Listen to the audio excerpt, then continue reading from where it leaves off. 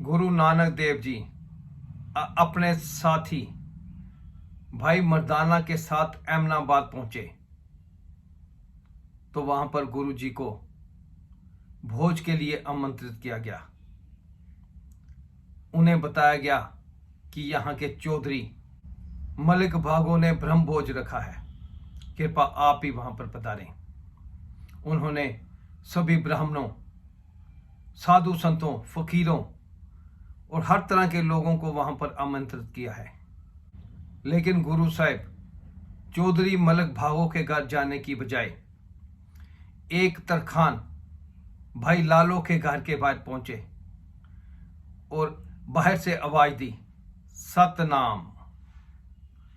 अंदर से एकदम भाई लालो भागता हुआ बाहर आया और उसने देखा कि कोई साधु वेश में वहां पर खड़ा है और उनके साथ उनका एक चेला भी है। वो आगे बढ़ा, उसने उनको प्रणाम किया और अपनी झोंपड़ी में अंदर ले गया और वहां पर एक पुरानी मंजी थी। भाई लालो ने जल्दी से उसमें चादर बिछाई और गुरु साहब को वहां पर बैठाया। गुरु साहब कहने लगे, भाई लालो, हमें बहुत भूख लगी है, कुछ खाने को है। तो गुरु साहब के वचन सुनकर भाई लालो घर के अंदर गया और कुछ समय पश्चात गोदरे की रोटी बनाकर ले आया। भाई मर्दाना गुरु जी को कहने लगा, गुरु जी, आपको तो भूख नहीं लगती, तो आज आपको कैसे भूख लग गई? इस गरीब के घर में पता नहीं कुछ है भी या नहीं। तो गुरु साहब ने मुस्कुराते हुए कहा, मैं जब अपने रब के बंदों को देखता हूं जो ईमानदारी के रास्ते पर चलते हैं, हक की कमाई करते हैं, तो मुझे भूख लग जाती है। तभी भाई लालो रोटियां लेकर आ गया और बोला, मुझे क्षमा कीजिए, मेरे घर में और कोई पकवान नहीं है। गुरु साहब ने एक रोटी अपने लिए उठाई और दूसरी रोटी उठाकर भाई मर्दाना की तरफ की और कहा, मर्दाना, तुम थोड़ी देर पहले कह रहे थे कि बहुत भूख लगी है, लो रोटी खा लो। भाई मर्दाना ने जब कोदरे की रोटी की तरफ देखा तो उसने बुरा सा मन बनाया और सोचा, चौधरी मलिक के घर में ना जाने कितने पकवान होंगे और बाबा नानक मुझे कहां पे ले आए। तो भाई मर्दाना बोला, गुरुजी, पहले मुझे भूख थी, अब मेरी भूख नहीं रही। गुरु नानक ने फिर कहा, भाई मर्दाना, आधी रोटी खा ले। जब भाई मर्दाना ने रोटी की तरफ देखा तो फिर उसका मन वही हुआ और कहने लगा, गुरुजी, अब भूख नहीं है। तो गुरु साहब ने फिर कहा, मर्दाने, खा ले, इसमें 36 तरह के भोजों का स्वाद आ रहा है। भाई मर्दाने ने रोटी की तरफ देखा और अपने मन को मारते हुए कि कहीं गुरुजी नाराज ना हो जाएं, उनके हाथ से रोटी ली और खाना शुरू किया।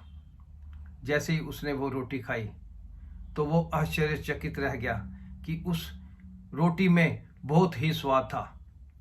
वो जिस भी भोज के बारे में सोचता, उसे उसी भोज का स्वाद उसी रोटी में आने लगता। रोटी खत्म करने के बाद गुरुजी वहीं पे कीर्तन गायन करने लगे। उधर मलिक भागो को जब यह पता चला कि सभी लोग उसके भोज में आए हैं, सिर्फ एक साधु मेरे घर नहीं आया और वो लालो के घर चला गया, तो उसे बहुत गुस्सा आया और उसने अपने अहलेकार को भेजकर गुरुजी को वहां बुलाया और बड़ी गुस्से में कहने लगा, आप जानते हैं मेरे घर में ब्रह्म भोज है, मैंने आपको भी आमंत्रित किया था, लेकिन आप मेरे घर नहीं आए और उस शूदर लालो के घर में चले गए। उसके घर में तो खाने को कुछ भी नहीं है, जबकि मेरे घर में आज 36 प्रकार के भोज बने हैं। तो गुरुजी ने मुस्कुराते हुए कहा, मैं जानता हूं मैं जानबूझकर उस लालो के घर में गया था, क्योंकि उसकी रोटी ईमानदारी की है रोटी है, जबकि तुम्हारी रोटी गरीबों के लहू की रोटी है। ये सुनते ही मलिक भागो और गुस्से में आया और बोलने लगा, इसका क्या सबूत है कि मेरी रोटी लहू की है? तब गुरुजी ने कहा, जाओ अपना थाल मंगवाओ। और दूसरी तरफ भाई लालो के घर से कोदरे की रोटी मंगवाई। गुरुजी ने एक हाथ में कोदरे की रोटी को पकड़ा और दूसरे हाथ में मलिक भागो की थाल में से पूड़ियों को, और जब दोनों को उन्होंने दबाया तो लालो की रोटी से दूध टपकने लगा और मलिक भागो की रोटी में से खून। ये देखकर वहां पर बैठे सभी लोग एकदम से हैरान हो गए। मलिक भागो भी ये देख रहा था। तब गुरुजी ने कहा,